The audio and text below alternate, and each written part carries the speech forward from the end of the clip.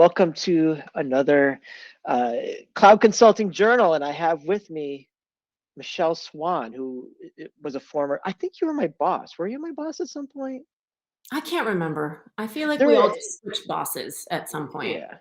I mean, everyone at Aperio was a boss of mine at one time or another. So, uh, Michelle, first of all, thank you for coming.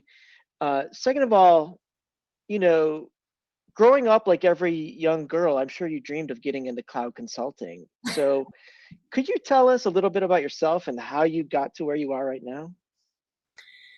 Yeah, I mean, the fact that I'm in technology is quite surprising, considering I wanted to be an advertising executive or Harriet the Spy. I'm not sure which growing up.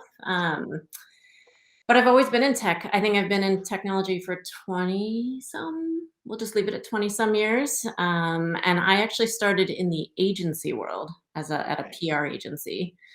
Where I worked with companies like Informix, SEO, Kodak, Mm, exciting names like that. Um, and then I went in-house eventually to Borland, which is where mhm. I met Chris Barbin, Mike Epner, the Aperio crew after quite some time. And then did the big company thing for a little bit at Symantec, didn't love the big company thing, and then ended up going to Aperio, actually. And that's where I fell in love with cloud consulting and everything that went with it. And when I joined, I think there was maybe 15 people. I was doing some Yeah. consulting for Chris and for Narinder, doing their blogs, and just fell in love with it. And 1,500 people later, I was still there and had done different things within marketing, customer experience, and then eventually decided I wanted to run my own consulting practice, Okay. focused on customer experience, brand, and marketing. And did that for a little while. And now I'm back at Tercera. So kind of convoluted. Very interesting journey you've done. So, I've heard of Tercera. Maybe not everybody has. What is Tercera? Am I saying? I'm pronouncing it correctly? Yes, Spanish for third. Yes.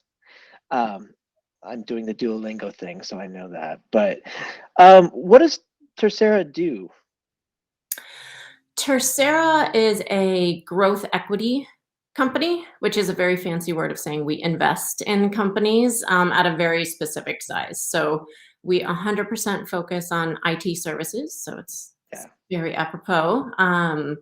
So consultancies, managed service providers, systems integrators in what we call the third wave of the cloud, hence the Tercera third. Okay. Um, and it's yeah, we make investments. We're a $225 million fund. We tend to invest in companies that are 10 to 30 million in revenue. So Okay. companies that have gotten to some scale, figured out what they want to be when they grow up, and then we pour in the capital and the counsel and the connections to help them grow faster. Very good. Could you explain to me a little bit what is the third wave? Yeah. What does Um, that mean? well, it's not the first one. It's not the second one. And what's coming up for the fourth? That's what I'm excited I about. don't know. So we call it the third wave because really, if you kind of think about it in decades, I guess. Yeah. So that first kind of 2000 to 2010 was very focused on like this is when the sales forces of the world were Hmm. born. It was very application centric and very focused on departmental productivity. I would say Okay. like I'm a salesperson and I want to use a cloud application. And then 2010 to 2020 was when like Microsoft, Amazon, Google really got into it with the hyperscalers. Right. Um, and then it moved to enterprise cloud adoption, infrastructure as a service, basically people running entire IT systems on it. Hmm. And that I think is, we kind of were born on the tail end of the first wave at Aperio and Right. into the second wave because we were pretty enterprise focused. And then the third wave is what we're in now, and really driven a lot by the pandemic and everything that happened. But the idea is that there's not one big platform that's going to win. It's a bunch of platforms, applications, APIs that all need to Yeah. work together. Yeah. And the companies that can do that well are not the same companies that implemented SAP and Oracle or even Salesforce. Right. That makes a lot of sense. So when you're when Tercera is looking for one of these firms, a 10 to 30 million dollar, you said in revenue, Mhm. um, what else are they looking for in a firm? Like how do they decide who to invest in? Yeah, it's funny, we're only a year old, so I think we're still learning a little bit. I would say it comes down to a few things. The first one and the most important one is just the leadership. The founder, the leadership team, do they believe in what they're doing? Are they in it for the long game? Do they have what it takes? Do they have a vision for it?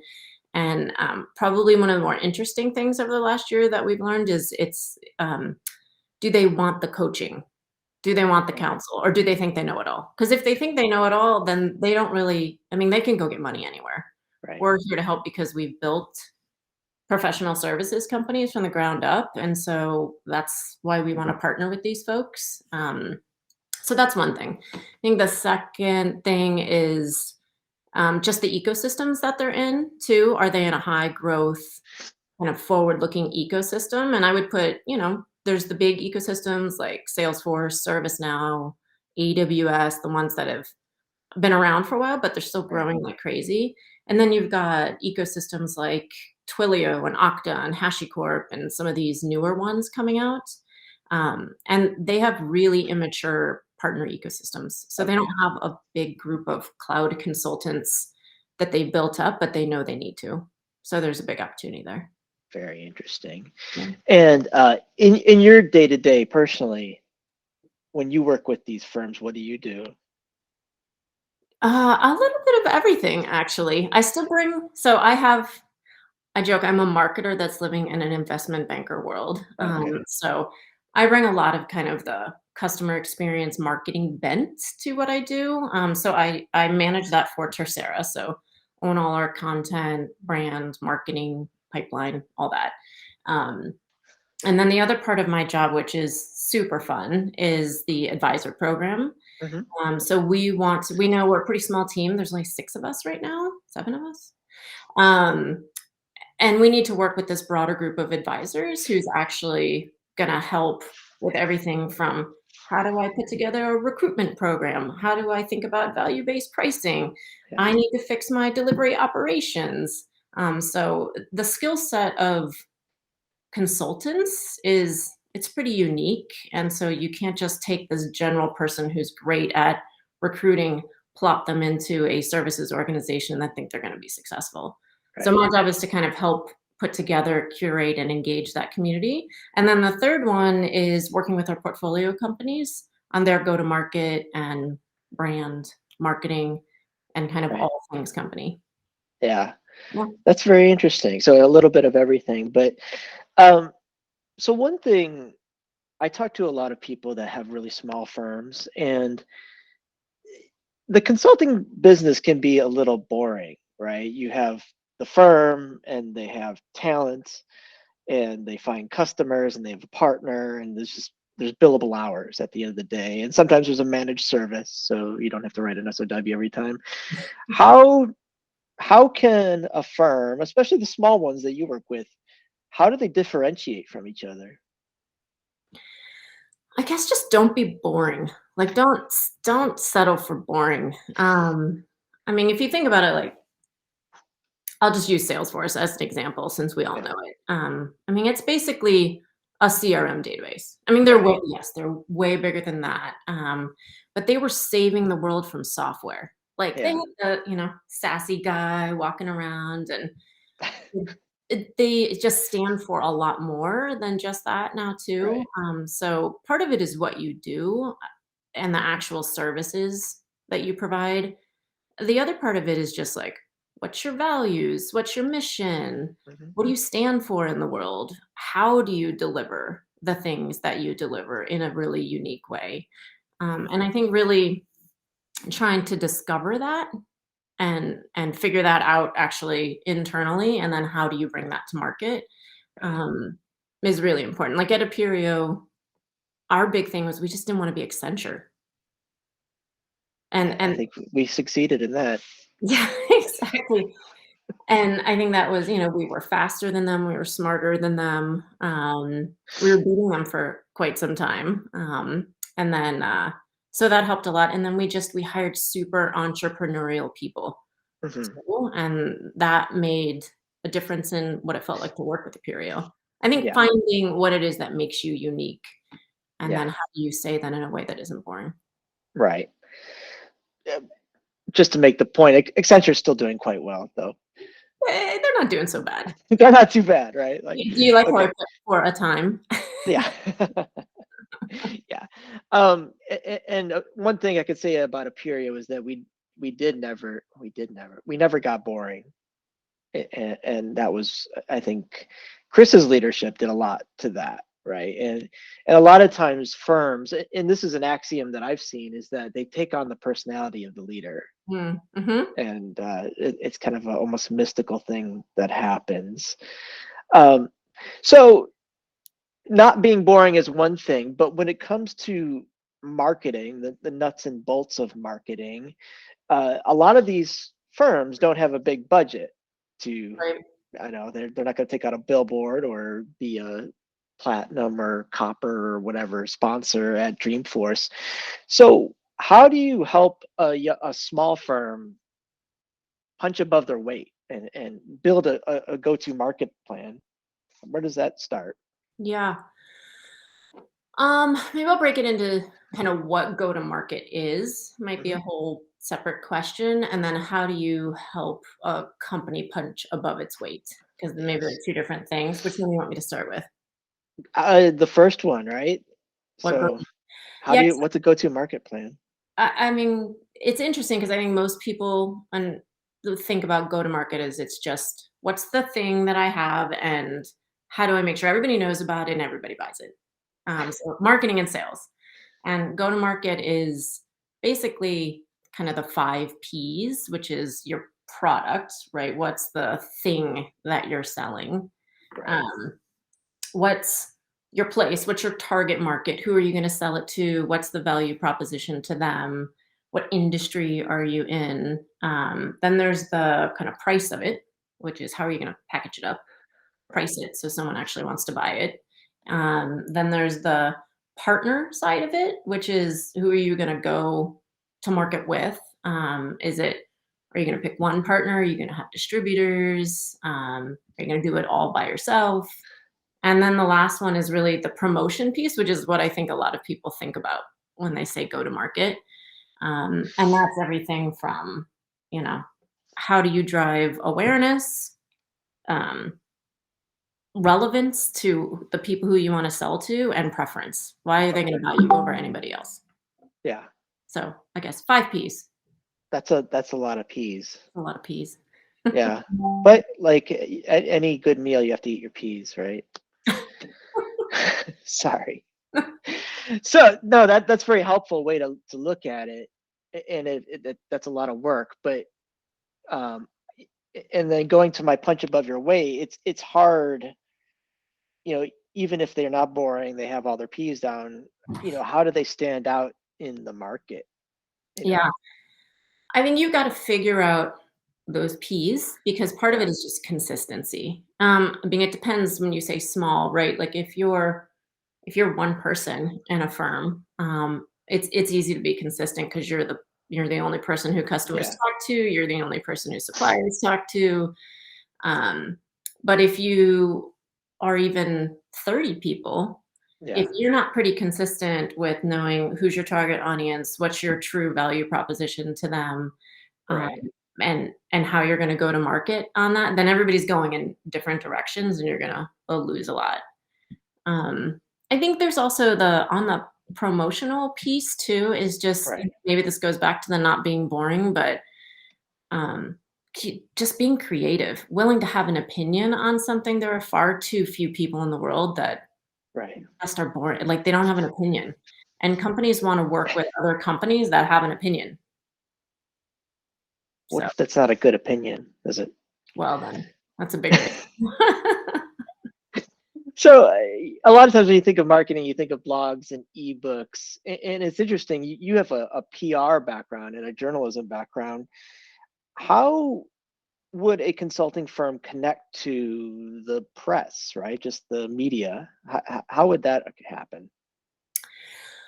I think the easiest part is to start with your own content, because Uh-huh. it helps you formulate your opinion and figure out what it is that you have to say, and not content like SEO content. I'm just going to put up this blog just so I can get some search traffic. It's actually putting some thought into your opinion, Right. and what you want to say, and then it's start local. That Right. helps because they have a reason to want to cover you. um, Usually you're not gonna have, especially if you're a small firm, you're not gonna have budget for a PR firm, especially these Right. days because 'cause they're astronomically expensive. Um, but you can go to your local business journal or your local newspaper, and share some of your thoughts and opinions on things. The other Uh-huh. thing is tie to something that that community or that publication cares about. So Right. if you're reading TechCrunch, for Yeah. example, and there's a specific topic that they're covering, reach out to the reporter and say, "Hey, have you thought about this?" Or offer to provide some kind of input to their story. So kind of target. Don't try to spray and pray and try to be all things to all people. That's where I would start. Right. That's good advice.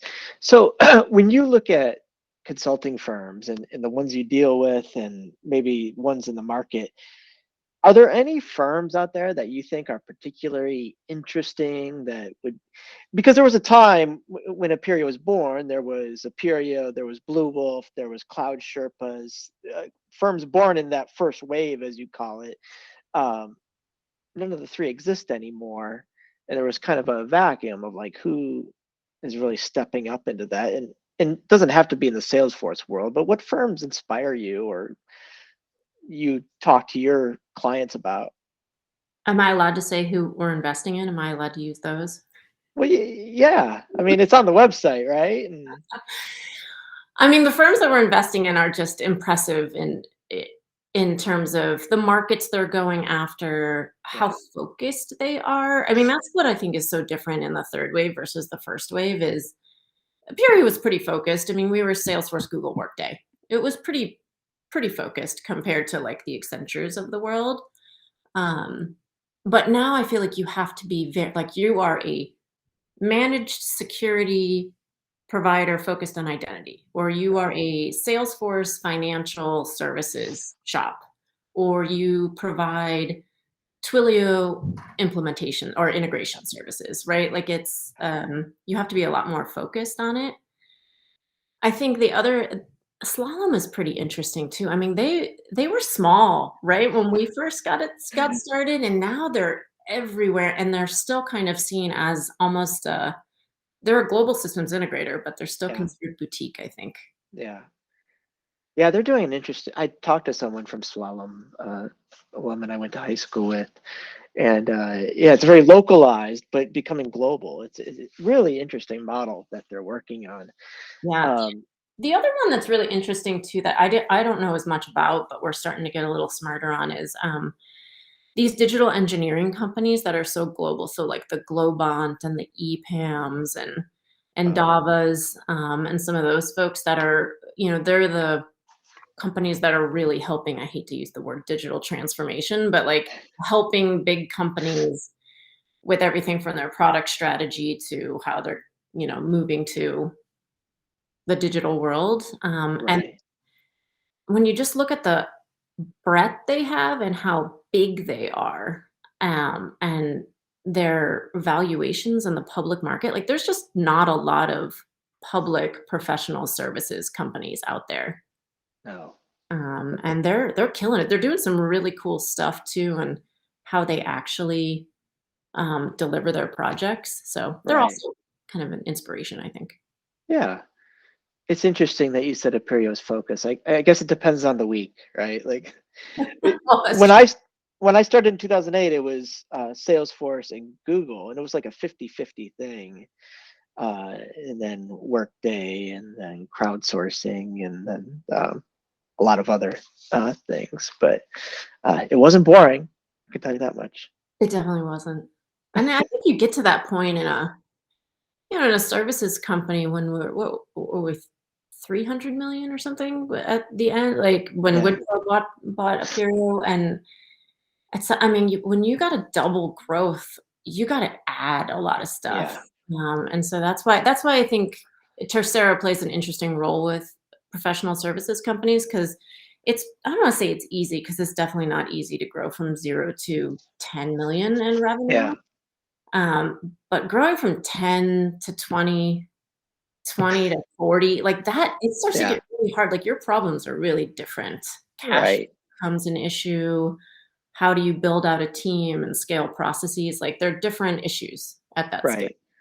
Right. There's the operations and then there's culture, right? Like, and that's another question I have for you is how can a firm maintain culture or properly evolve culture as they grow? It's hard. I think it's That's the really best answer, right? Yeah. I do think a big part of it is what you said before is the leadership. You Yeah. gotta know what you stand for and know your values as a company and what behaviors are accepted and what behaviors aren't accepted, and stick by that and filter that all the way through. Right. I think the reason why I think it's really hard is, it's a virtual world, so people aren't in offices anymore, and so you've got to figure out a way to create that bond and that culture in a virtual way. And I think Right. Syria was pretty unique in that we were able to do that. But Right. I mean, we still went to the offices. We still had a San Francisco office and an Indianapolis office, and I think there is gonna be this mix that needs to happen between in-person and virtual that when Yeah. things go back to a little bit more normal, it's gonna swing back to.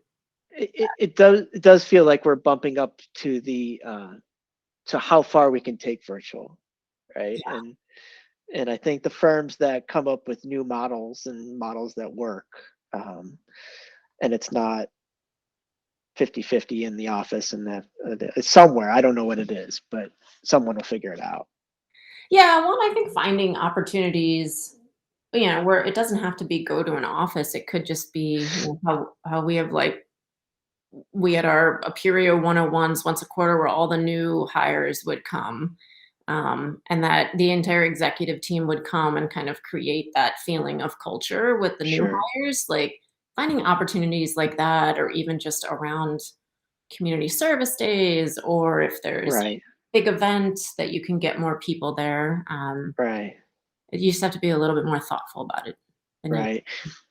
And as an introverted person, I never thought I would miss these big conferences and meetings, but you know, I would do anything for a lanyard right now. I'm sure you have a few laying around. I might just put one on and walk around in a blue sports coat just to get that feeling again, right? But Let me know what your daughter says about that one. yeah, she does. As long as there's roadblocks, she's okay. Um, one last business question: how does Tercera itself distinguish itself from like venture capitalists like Sequoia or any of the others? Like, how is that different? We sit in a really interesting spot between venture capital, which is like the seed stage, the really Hmm. young companies, and then private equity, which are Yeah. usually later stage, either, going towards an acquisition or IPO, or, there's an exit in mind. Um, I think the fact that we sit in that spot, we know what we're good at and that we're Right. operators. I think that's the biggest thing is that we get professional services. Everybody else, Tercera was founded on the premise that people matter as much as products. And, most investment companies want to invest in products because they're Right. easier, they have better margins, they have faster growth rates, they can make a crazy multiple on them. That isn't the case with professional services firms, but they can be just as fun, lucrative, especially if you can help grow them. Right. And I think the fact that we're so passionate about that space, that we've lived in the shoes that our founders are in right now, and that we've got this advisor community and our own team that can help Right. with everything from corporate strategy to M&A to international expansion, all the things, the levers that professional services companies need to grow. Yeah, that's a very valuable service, and I think a lot of firms out there need that guidance because Yeah, it's a confusing world. it is. And I think we have a I mean, we're in the right place at the right time right now, but others are Yeah. catching on, I think. Well, that's good. I mean, you don't want to be alone too long, right? Because then, Kind yeah, of on the market. right. So, when you're not changing the world of consulting, what do you do for fun or to keep yourself alive? Hmm. Well, I have 3 kids, so that keeps me alive. Right. I try to keep them alive. Um, so there's that. I've missed travel. I used to travel all the time, and that was a For lot of fun. fun? Yep, Yeah, for yeah, fun. for fun. Okay. Um, right now I watch probably far too much Netflix, and I do a lot of reading, Yeah. photography, things here Okay. and there. Yeah. I try to keep up with the writing. I miss the writing. It's a skill that kind of degrades over time, doesn't it, if you don't use it? It I've does. noticed. It You know, does. sometimes you sit at that computer like, what the heck am I gonna write? But Well, I tried to write a book for a little while there, and that was the hardest okay. thing I've ever done in my life. Did you finish it? Nope. How No, far along is it?